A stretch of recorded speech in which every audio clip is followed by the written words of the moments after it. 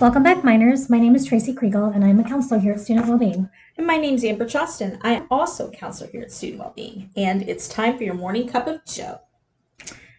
With the semester kicking off, things can be a little overwhelming right now. College marks a transition between childhood and adulthood, and often it's the first time we're living away from home, and it can be stressful. Just a little bit, don't you think? Or maybe really, really stressful? Really, really stressful. I remember those days. Yeah.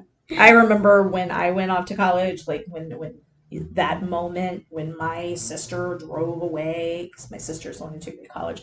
Sister drove away. It was like this, my heart went from my chest somewhere to like the pit of my stomach. I was in a suite at Webster University in St. Louis, Uh-huh. and I remember like my family just like walking out the door, and it was like door shutting, and it was like this moment of, okay, the crap just got real. Yes. But it was like, it was so funny because like me and my suite mates, we all like did the dance jig around the room, like freedom. But if you're like me, I was not feeling it at that moment. Like I was. you were feeling free. I was happy. We were so happy. But then like when I went to go to bed that night, then it was like this feeling of like isolation, aloneness. I was not in my bed. Oh. And it was like, okay, this isn't comforting. I'm not as happy as I was when the door shut and I had this college life of freedom. It was kind of like I heard strange noises. Yes. Things weren't right. Things weren't right. It was the city, and it wasn't the country, and it didn't feel right.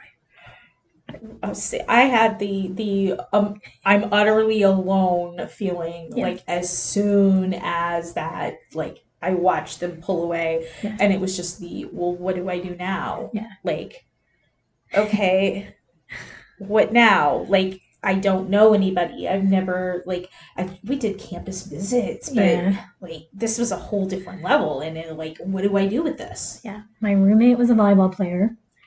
My suite mates, one was a theater major. She was from Boston. Uh-huh. My other one was a finance major, and she was from Union. And so, like, we were like, we were close knit, and it was just like all of us were like, okay. This is like that's not cool, but we survived. You know, it was like we got it, but it took a hot moment. Oh my gosh. My roommate and I, we did not get along at Aww. all. She had this boyfriend and they would like she spent all her time on the phone, and like this is back in the days of dial-up internet, and so when she was on the phone I could use my computer to do my homework, and then when I was on the computer she couldn't use the phone, and so it was this constant battle. And so I would do my homework when she was in class, and then her mom would call me and get mad because she couldn't leave messages for her on the voicemail because I was on the computer, and so I would get yelled at. Like it was a hot mess. Gosh. Yeah. Yeah, absolutely. Hot mess. Well, college can be stressful, but it's also that time in our life that mental health can start showing the symptoms, right, Amber? Oh yes. Yeah. So I was looking at the research when we were chatting about this, and we were talking about putting this podcast together, and it says 75% of mental illness begins by the age of 24. Yeah. That's kind of revealing, isn't it? It says, the problem is that in those beginning stages, we often don't know how to manage it or where to go for help. Right. And often we hear something from teachers or counselors or even our parents, and it doesn't seem as relatable as far as mental health goes than it does with our peers. So we may be struggling, and sometimes it's our culture that encourages us not reach out. Maybe it's a feeling like we feel like mental health isn't something that's worthwhile, or we're intimidated by the whole idea of seeking professional help. So sometimes just having somebody that's your own age, that's been through similar experiences, can make that a whole lot more accessible than it would be if it was, going and seeing a professional. Right. So why do you think that is that people don't go to counselors? going to seek somebody for like mental health assistance can sometimes feel like admitting that there could be something wrong. And it feels like you feels like we're blowing something into something bigger than it is. And so you sit there and you think, oh, well, it's not that big of a deal. I can get through it. I can white knuckle my way through it. I can handle this. And we keep pushing ourselves and pushing ourselves and pushing ourselves. And so what we end up doing is we ignore our needs, just with this idea that if I just try harder, that I can get through this. Right. Yeah. I think there's some stigma that's attached to it, probably. Right. I don't need that help, and I don't need to go to a counselor. Yeah. Right. And sometimes it's cultural. Certain cultures very much are not as pro mental health as others. There's also a lot of older generations that have very strong feelings about mental health and feeling that things I've heard from clients say is that my mom said that I was being too dramatic, and my dad said I was overreacting, or things like that. Those things come out, and so we kind of put our parents on this pedestal, and we paint them as the be all end all of everything, and they're basically like superheroes when we're very young, right?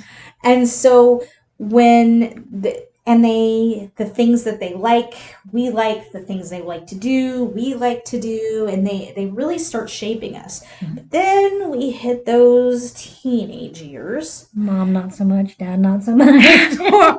Right. And we start coming into this idea of our parents may not be the superheroes we thought we are. So then we kind of go and we swing to the opposite direction, and we try to separate ourselves and be our own person as much as we can. And in that, we find it easier to, again, listen to people our own age who've been through our similar experiences that we have. Hours on the phone with your best friend. Yes. In my day, there was no such thing as the internet. So there was, no talking on the computer, no chatting on game rooms. It was all talking on the phone for hours on end, or staying after school, cheerleader. So, we would, Mom, just don't come get me until 5:30. Walk around the mall for hours and hours. Yeah, exactly. So friends create that companionship and that, divulging those true stories and all that, getting it out there. See, we had all that, but then we also had chat rooms because I was a teenager in the era of chat rooms. So we would go in these chat rooms and write bad, pretentious poetry. Like, do you have MySpace? Oh no, I had Angel Fire. Angel Fire. We're talking before MySpace. That's hilarious. Oh gosh, we're aging ourselves. I do that frequently on this show. But yeah, we had Angel Fire, and we would write bad poetry and then talk about it in these chat rooms and stuff with each other. So that's how we commiserated, and felt and it. Having peers, other people that we felt like understood us, made us feel less alone, and made us feel like we had that social support, and gave us that self-esteem, and those positive peer relationships help us feel less depressed, and they can also make you act out less symptoms of delinquency and substance use and things like that. And I know that sounds counterintuitive because it's like peer pressure and drinking seem to always go hand in hand, but honestly, you tend to use less when you've got a strong supportive network. And peer relationship at the stage that our students are at and is paramount to development. It really helps people develop. Right, and if you don't have that strong network, it can cause the opposite. Yes. So, not having that can cause feelings of loneliness and isolation and depression. And a lot of distress. So, exactly, a lot of distress. So, I think it's important to have that good network network in place. And it doesn't all have to be in real life friends. We wrote a podcast and did a podcast that'll probably be coming out later in this year about online friendships and the support that those give in our lives. Right. So online or in real life, it's having that network that you can kind of pull from. Right, absolutely. And so that being said, we see movies like Dead Poet Society and Tuesdays with Morrie, and there's this theme of this older, wiser mentor, Mr. Miyagi, and us giving us the meaning of life kind of thing. Wax on, wax off. I love the Karate Kid. That was so I do good. too. Him and his pose. Yeah. You know where I'm going with that pose that he Yeah, had, the crane. pose, the crane, yeah. The crane. Have you watched Cobra Kai? Oh yeah. I have a friend who's here in Raleigh. He like Cobra Kai thing. That's like he's like his total thing. So. Oh yeah. Yep. So the truth is, for most of us, stories like Dangerous Minds seem like a lot of fantasy. So it may seem like this great idea of like this older mentor is going to come along and Tuesday with Morius. But it's, for most of us, we don't feel that connection with somebody that's got that much of an age difference. It's typically, we're more likely to ask for advice from somebody who's slightly older. Think more Real Genius. Okay, yeah.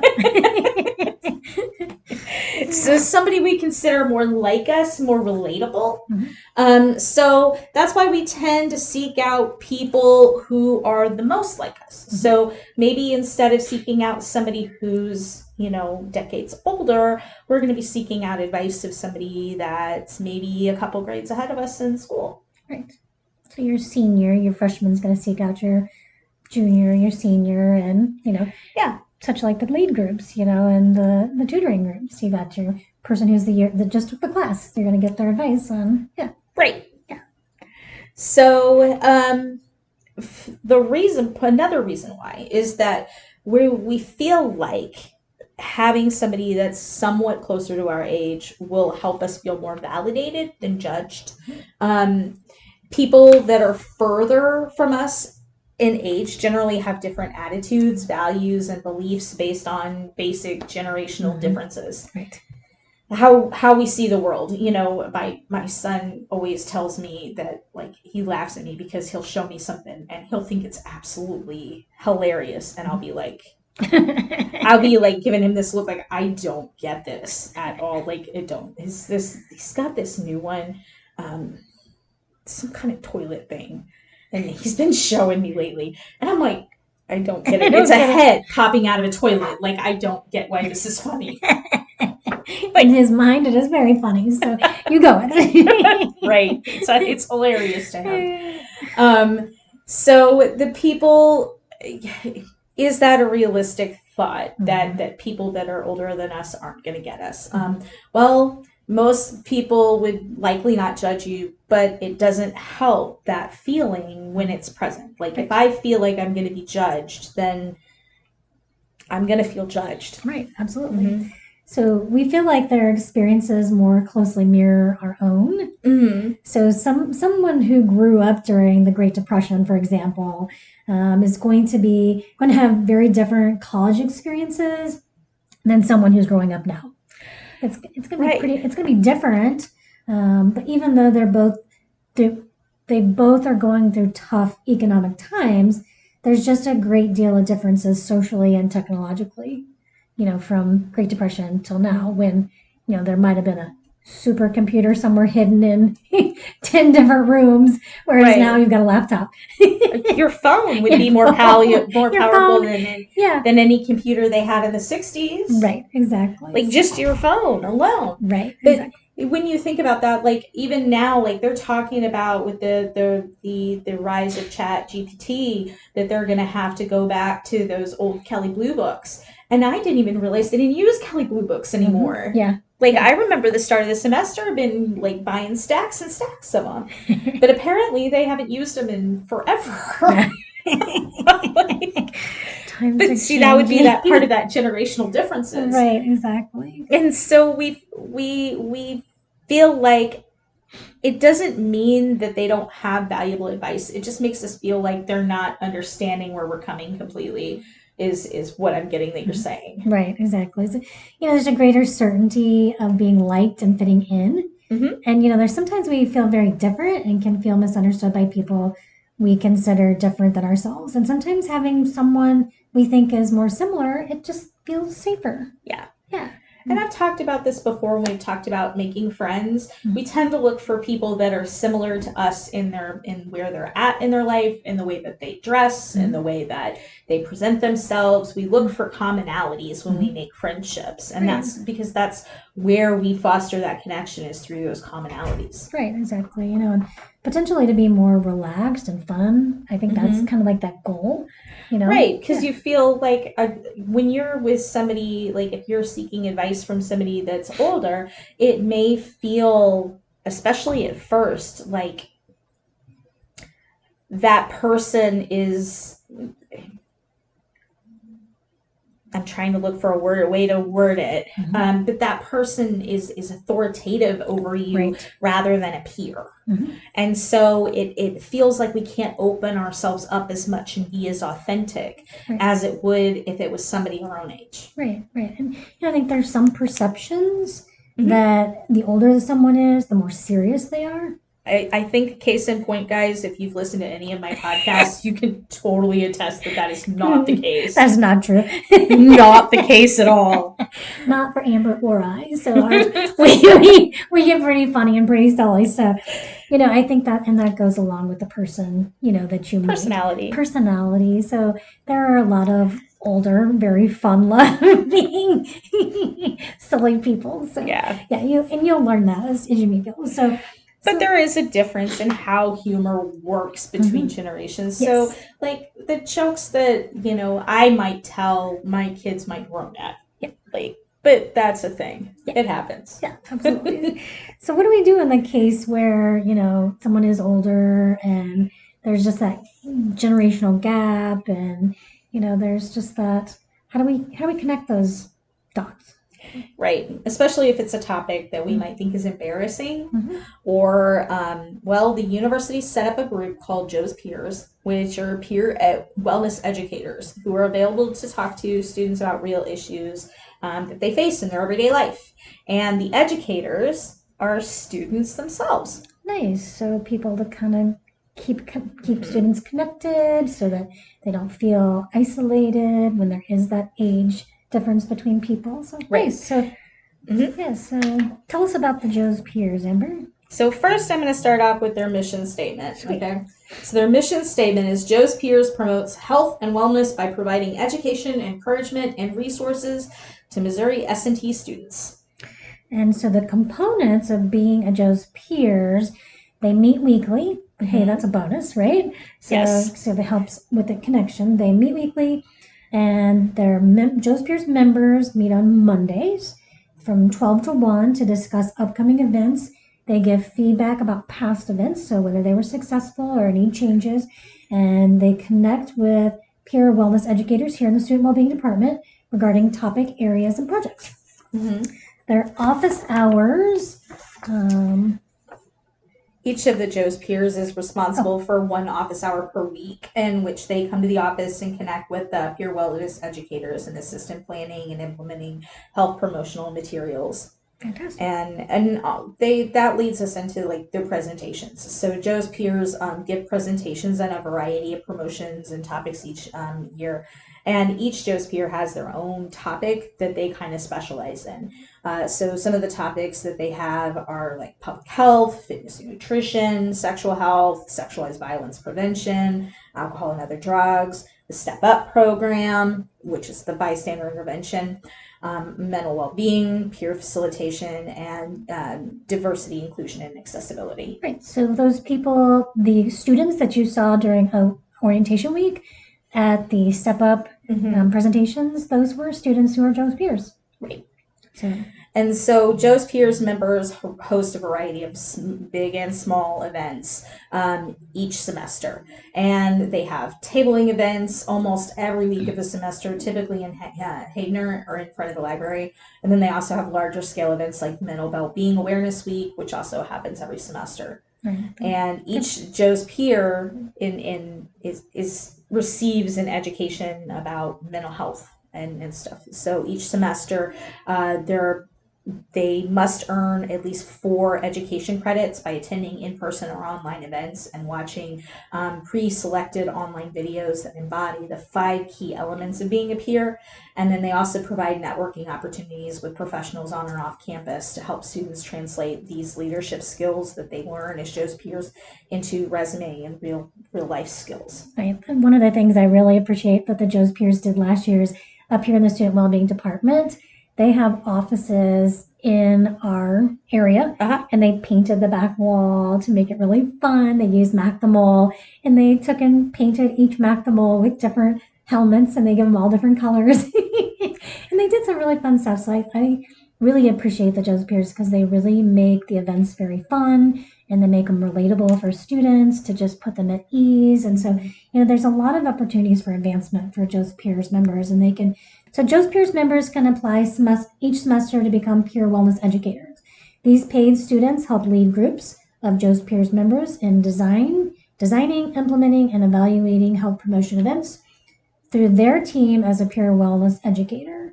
They're also invited to attend conferences, meeting of the minds, and to network and connect with other professionals in the prevention sphere, as well as to attend additional trainings such as the certified peer educator training. So there's so many great opportunities that they have here on campus to help students connect with each other. Well, not to mention it would look great on your resume to have that kind of leadership. Right, exactly. So any type of, I don't know, if I saw that on a resume, I used to be an administrator and I did hiring, firing, evaluations. If I saw that on, if I saw it out on LinkedIn and I was, previewing for hiring in an HR situation or an administrator, and I was like, ooh, presentations, peer wellness, education, that would be pretty impressive to me. So I think that would be a nice skill to be able to add to the resume and to LinkedIn. Right. Site. Yeah. Even if your primary interest isn't in psychology or mental health, like that doesn't bar you from being able to participate in something like this. No, if you're an engineer, yeah, this is an excellent place to be because you still have to have leadership skills. Right. And there are also other incoming engineering students who are going to go through some of the same things that you went through in your beginning days. Right, and they're going to be struggling in the same ways you were. Yep. So I do a training over the summer that's called Respond Training, and we do staff, faculty, and some of our RAs. And one of the industries that has the highest suicide rates is the construction and mining industry. Really? It is. And so when I look at all of our students who are looking at construction trades and mining trades, you think about the rates of depression, the rates of anxiety. And so when I look at leadership skills, one of our professors here on campus is actually putting a health component into his construction trade and the mining trade. That's fantastic. Isn't that fantastic? And so when you look at these peer wellness educators, this would be an excellent place to key into that. So when you're looking at students adding this into their curriculum vitae, this would be an excellent place to see that as a leadership role. So if you're seeing that on a resume, knowing you get that piece of peer wellness education, right, that's something that people want to see. Well, not to mention the information that you're gaining and the skills that you're gaining as far as just mental well-being and things like that, because it helps us be a more rounded person and learn. And taking care of ourselves and taking care of our mental health is vital. It is. We can do whatever we can do, but if we don't take care of our mental health, then we're going to not be able to do it for very long. Right, exactly. We've got to take care of ourselves. Right, exactly. So I think it's important that you can find someone you feel comfortable talking to. And if you have any questions, please feel free to reach out to the Student Wellbeing. We're here to help you get connected with a resource that feels comfortable for you, including JOE's peers, our counselors, and our wellness coordinators. So we're here to help you connect. And I think, you've landed at Missouri SNT. You've come here for a reason to expand your education, but we're here as a wellbeing department to help you flourish. I think you've come through orientation week, you've hit the ground running, and we're here to help. And so JOE's Peers symbolizes not only a resource for students, but also an opportunity to help others. So if you're interested in becoming a peer, contact Student Wellbeing and let us know. So thank you for joining us this week, and we will see you next week. Take care. For more information about mental health and wellness, contact Student Wellbeing at 204 Norwood Hall. And you can also give us a call at 573-341-4211. The song Happy Days is brought to us by music from www.free-stock-music.com. You can also add and follow us on Instagram, Twitter, and Facebook using our handle @S&T